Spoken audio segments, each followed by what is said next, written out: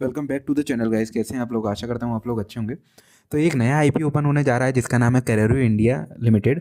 तो चलिए जान लेते हैं इसके डिटेल्स के बारे में। कब ओपन होगा, कब क्लोज होगा, कंपनी क्या बनाती है, क्या सॉल्यूशन प्रोवाइड करती है या अदर कुछ करती है, और क्या इसकी जीएमपी अभी करंटली चल रहा है। तो चलिए ज़्यादा देर ना करते हुए वीडियो को स्टार्ट करता हूँ और सबसे पहले आपको आईपीओ वाले स्क्रीन पे लेके चलता हूँ। तो ये हम लोग आ गए आईपीओ वाले स्क्रीन पे। है तो आईपीओ ओपन होगा 20 दिसंबर को, क्लोज होगा 24 दिसंबर के दिन। फेस वैल्यू रखा गया है 10 रुपये पर शेयर का। प्राइस बैंड रखा गया है 668 से 704 रुपये का। एक लॉट में मिलेंगे आपको 21 शेयर्स। जो इशू साइज़ है वो है 1250 करोड़ का, और जो कि पूरा का पूरा ऑफर फॉर सेल है 1250 करोड़ का, यानी कि प्रमोटर अपना कुछ माल बेच रहे हैं। लिस्टिंग होगी एनएससी बीएससी दोनों पे। अब जान लेते हैं अदर इंपॉर्टेंट डेट्स के बारे में। तो बेसिक ऑफ अलॉटमेंट है 26 दिसंबर को। फंड रिटर्न होगा, अगर अलॉटमेंट नहीं लगा तो वो होगा 27 दिसंबर को। शेयर डीमेट अकाउंट में अगर मिल गया तो शेयर जो हैं वो डीमेट अकाउंट में क्रेडिट होंगे 27 दिसंबर के दिन। लिस्टिंग होगी 30 दिसंबर को। अब जान लेते हैं कि क्या रिजर्वेशन रखा गया है किस कैटेगरी में। तो क्यूआईबी में रखा गया 50% का रिजर्वेशन, और रिटेल कैटेगरी में रखा गया 35% का।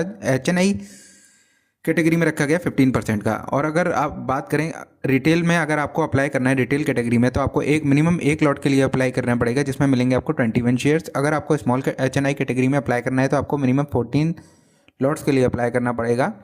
और अगर आपको एचएनआई बिग कैटेगरी में अप्लाई करना है, जो कि होती है 10 लाख से ऊपर वाली कैटेगरी, तो आपको 68 लॉट्स के लिए एप्लीकेशन लगाना पड़ेगा। अभी जो शेयर होल्डिंग्स है वो पूरा का पूरा प्रमोटर के पास ही है। 100% शेयर होल्डिंग है प्रमोटर के पास। इशू आने के बाद सिर्फ 68.71 रह जाएगी, क्योंकि पूरा 1250 करोड़ जो है वो ऑफर फॉर सेल है।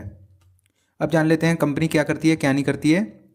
तो कंपनी का इनकॉर्पोरेशन हुआ था 1997 में, मतलब काफ़ी पुरानी कंपनी है। और बेसिकली ये जो कंपनी है वो ट्रांसमिशन एक्सल या ड्राइवर शाफ्ट्स वगैरह का मैन्युफैक्चरिंग करती है एग्रीकल्चर और कंस्ट्रक्शन इक्विपमेंट्स के लिए। कुछ ये पार्ट ऑटोमोटिव इंडस्ट्री के लिए भी मैन्युफैक्चर करते हैं। तो ये जो कंपनी है वो बेसिकली जो है वो ऑटोमोटिव या ट्रैक्टर मैन्युफैक्चरर्स के लिए काम करती है। उनको जो है सब पार्ट्स का सप्लाई करती है। ये मतलब जैसे कि गियर बॉक्स हो गया या ट्रांसमिशन हो गया, वो ये सप्लाई करते हैं। बेसिकली ये जो हायर एचपी के ट्रैक्टर्स जो आते हैं उनमें इनका प्रोडक्ट आपको देखने को मिलेगा, चाहे फिर वो महिंद्रा का ट्रैक्टर हो या आपको एस्कॉर्ट्स का ट्रैक्टर देखने को मिले। इनके दो ही प्लांट हैं जो कि लोकेटेड हैं पुणे और महाराष्ट्र, इंडिया में। और कंपनी जो है वो इंडिया के साथ साथ इंटरनेशनली भी अपना जो प्रोडक्ट है उसको सप्लाई करती है। तो ये देखिए यहाँ पे जो प्रोडक्ट रेंज है वो एग्रीकल्चर ट्रैक्टर्स वगैरह में तो मैन्युफैक्चरिंग, जैसा मैंने बताया कि ये सप्लाई करते हैं अपने ट्रांसमिशन एक्सल, है ना। और ये कंस्ट्रक्शन व्हीकल्स में भी अपना सप्लाई करते हैं, जैसे बैकल लोडर हो गया या इम्पैक्ट व्हील लोडर्स हो गए, है ना। तो उन सब में भी ये अपना पार्ट्स को सप्लाई करते हैं। और जैसे कि अदर्स की बात करें तो ये रिंग शाफ्ट्स वगैरह या गियर्स वगैरह वो ऑटोमोटिव या इंडस्ट्रीज़ के लिए ये बनाती है। तो इनके अभी जो एस्टेब्लिश नेटवर्क है वो 220 सप्लायर्स का है across 8 state and India and 58 supplier internationally. जैसा मैंने बताया था कि इंडिया के साथ साथ ये इंटरनेशनली भी अपना माल को सप्लाई करते हैं। अब सीधे चलते हैं अपन इनके फाइनेंशियल की तरफ कि कंपनी फाइनेंशियली कैसा परफॉर्म कर रही है। तो ये मैंने लगा लिए कंपनी के फाइनेंशियल्स। तो एसेट की बात करें तो ठीक है, 1000 करोड़ के आसपास हैं। जो भी ये फिगर्स आपको दिख रहे हैं ये सारे इन करोड्स हैं। तो रेवेन्यू की बात करें तो 1700 करोड़ से बढ़कर ये लास्ट ईयर 1800 करोड़ हो गया था। तो रेवेन्यू में छोटा पूरा जंप है 4% का। वहीं प्रॉफिट आफ्टर टैक्स की बात करें तो 48 से बढ़कर 48.5 से बढ़कर 62.5 हो गया, मतलब कि 29% का हमें प्रॉफिट आफ्टर टैक्स में ग्रोथ देखने को मिल रहा है। तो ठीक ठाक कंपनी है।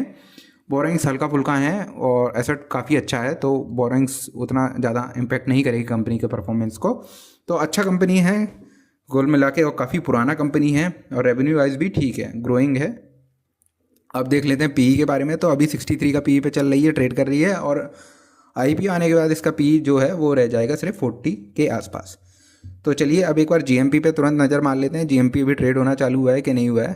तो अभी जीएमपी में कोई भी ट्रेड होना चालू नहीं हुआ है, जैसा कि अभी ज़्यादातर आईपीओ में जीएम आए हैं अभी नोटिफिकेशन, और तुरंत ही उनका मार्केट में ओपन होने जा रहे हैं। तो उनका अभी जीएमपी में ट्रेड होना चालू नहीं हुआ है। बहुत सारे आईपीओ में ऐसा केस हमें देखने को मिल रहा है। पर ओवरऑल अगर कंपनी की बात करें तो काफ़ी पुराना कंपनी है, और काफ़ी बड़े बड़े इनके जो हैं जो जिनको ये सप्लाई करती हैं वो काफ़ी बड़ी बड़ी कंपनियों को सप्लाई करती हैं, और काफ़ी नामचीन कंपनी है ये भी। तो इसको एक बार हम लोग लॉन्ग टर्म के लिए अप्लाई कर सकते हैं। शॉर्ट टर्म के लिए जैसे कि लिस्टिंग गेन के लिए तो अभी जीएमपी तो ज़ीरो ही चल रहा है, तो उसकी तो मैं बात नहीं करूँगा। पर लॉन्ग टर्म के लिए आप इसको एक बार कंसीडर कर सकते हैं। सो That's all for today, guys. Thanks for watching the video. Please like the video and subscribe to the channel. Thank you.